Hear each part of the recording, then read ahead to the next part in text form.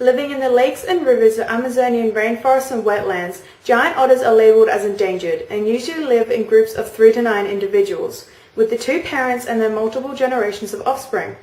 Although they have been recognized as one of the most socially complex species, the vocal repertoire of the giant otter has proven to be a difficult subject to study. However, Christina Mumm and Mirjam Knörnschild set out to complete this repertoire and wrote the vocal repertoire of adult and neonate giant otters, often connecting to Morton's motivational structural rules, which in short mean aggressive vocalization should have a lower frequency and friendly vocalization should have a higher frequency.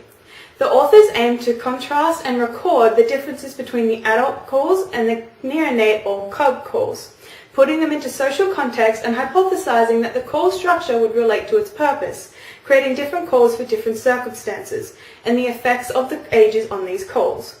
To do this, 5 wild and 3 captive groups were recorded, also recording the behavior associated with these calls.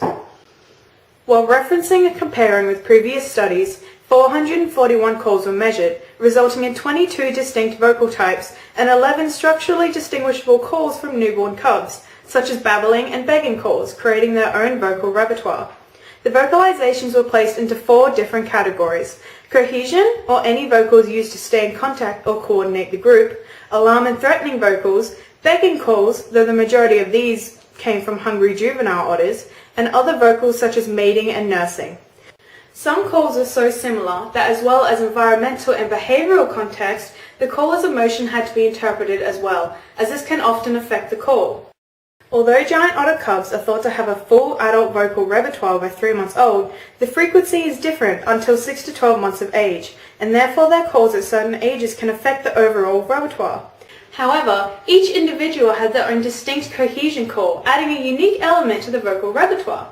When this vocal originality is coupled with the already complex social aspects of the giant otter, the family connection and long-term relationships between the breeding pair and their offspring is strengthened, creating a diversity of social roles.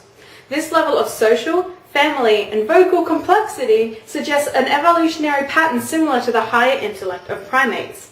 In the end, the vocal repertoire of the adult and neonate giant otters proved to be just as complex as the authors originally thought, and the function and purpose of each call follow Morton's motivational structural rules. As giant otters belong to one of the most social and now vocally complex species, Christina and Mirjam hope that this new information will aid in their conservation by allowing an easier evaluation of their behavior, vocal meanings, and overall well-being. I've been McKenzie. Thank you.